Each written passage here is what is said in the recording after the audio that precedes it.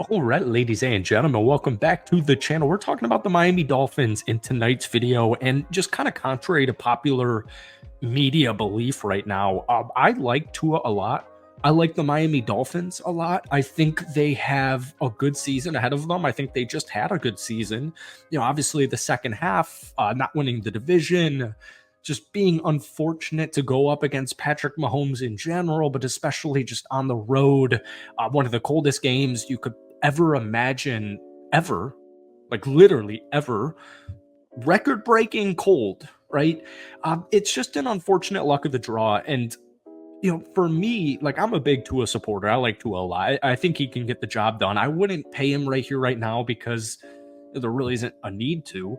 But I think they're heading in the right direction. And I think this past season was just kind of a taste of what this Miami Dolphins team is fully capable of. And, I look around the division, even though I'm a, Packers fan, so I'm a big Aaron Rodgers fan, it's a risky team, right? Like the reward's high, but the risks are there. It's kind of a wait and see. I'll see it, if you see it, I'll believe it, or however the hell that saying goes. New England, rookie QB who probably won't even start majority of this season. And, Buffalo got worst on paper. So I like Miami. And it's crazy. I haven't made a Dolphins video in well over a year, and it's kind of ironic living here in Florida now. But welcome back to the channel. If you guys are new here, be sure to hit that sub button. As always, hit that like button. Dolphins fans, NFL fans, if we try and get this video to 100 likes, I would really appreciate it. I look at this team, and I just think they're set up for success. I love Mike McDaniel. I think the dude's a freaking beast. I love his swagger. I love his charisma. I think he's a good leader of men, and I think he's an offensive genius. And I think the Miami Dolphins in general, whether it was the draft or whether it was free agency or letting some pieces go, I think they had a really good offseason. And I'm not sure how the national media thinks of their offseason, because it just seems like anytime I see the Dolphins talk on TV, like national media, ESPN, Fox Sports, whatever, anytime I read about the Dolphins, it's all just like concerns around Tua's contract. And once again, I wouldn't pay him right now because I don't think there's really a need. I think it's a very similar situation going on in Dallas with Dak, but you lost some pieces, right? Christian Wilkins, Robert Hunt, Andrew Van Ginkel, among others. But the moves to me that they made were really good. And I was reading an article from Seth Walder, and this is like flying through all 32 teams in the NFL because he does like an off-season report, right? And usually he's a little bit more pessimistic, but this past Tuesday, he gave the Dolphins an A- for their 2024 offseason. And actually, Miami was one of the only 5 teams in the NFL to receive a grade higher than a B+. Like, once again, take anybody's opinion with a grain of salt. Obviously, definitely take my opinion with a grain of salt here. But here was his excerpt on the offseason.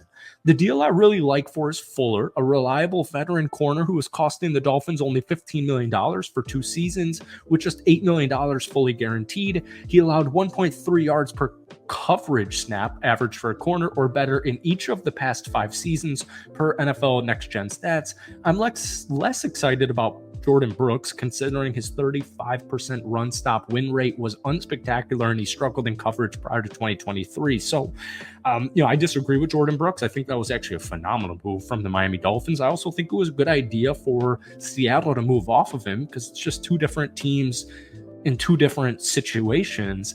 But yeah, A- grade, that's really freaking solid. So let's look into it a little bit more. One really sneaky move that I loved was Jonnu Smith. But actually, before we get into some of the moves I liked, I was reading a Bleacher Report article. So once again, take a Bleacher Report article with a couple extra grains of salt here. But they were going through the boom, bust, and prediction for all 32 teams, or actually I think like 7 teams on kind of make or break seasons. And here was their excerpt for the Miami Dolphins. The boom prediction, or the boom outcome, would be this: a year after going just 1-5 against playoff teams, with the offense significantly less productive than usual in those contests, Tua and co finally start winning when it matters and make a run to the Super Bowl. The bust scenario would be Tua is rehaunted by the injuries that threatened his career in 2022, or he continues to fail to get it done in critical spots with even less support following some tough offseason departures. I actually disagree with that. Their prediction: I wish Tua well from a health health standpoint, but I don't trust him regardless. And the Dolphins have a taller task this year than they did in 2023. I don't really agree with that. They'll win 9 or 10 games, but go no further than the wild card round. So if that happens, rightfully so, questions will continue to arise, and maybe you do decide to move off of Tua or go in a different direction. But once again, folks, I don't see that necessarily being the case. Now, I do try to have a more optimistic view of the National Football League, all 32 teams, with that being said. So I want to look at some moves I actually liked. Jonnu Smith was a huge move because he had a phenomenal season in Atlanta. And keep in mind, Atlanta's quarterbacks last season was highlighted by Desmond Ridder. Desmond Ridder threw for 177 yards per game. So, Jonnu Smith, the Dolphins tight end room in the last couple of seasons has just in general been a question mark, right? Ever since Mike McDaniel became the head coach in 2022, they just have not really been able to get the production out of the tight end spot to help you improve the offense, which is crazy to even say because the Dolphins have a phenomenal offense. But Jonnu Smith is coming off a 582-yard receiving season with the Atlanta Falcons. So I like it a lot, but it's just kind of flying under the radar. Moving to Jordan Brooks real quick. In the last 4 seasons, 513 total tackles. So Jerome Baker obviously is no longer with the Miami Dolphins, but Jordan Brooks, former first-round pick, he had a career-high 4.5 sacks in 2023. They're definitely not going to be using him as a pass rusher, but you needed an off-ball linebacker after releasing Jerome Baker to free agency. So I look at this linebacker room and I'm like, well, they're freaking loaded. We know Mike McDaniel loves pass rushers, but you got David Long. I get it that Chubb and Phillips have injury concerns, or I should say injury question marks. But with David Long Jr., Jordan Brooks, Anthony Walker also getting picked up for rotational help, Chop Robinson, very big for rotational help. Let's actually just get into some Chop Robinson talk because I really like this pick. Now, the stats are not going to be needle moving to you, and I'm sure Dolphins fans are fully aware of that at this point in the offseason.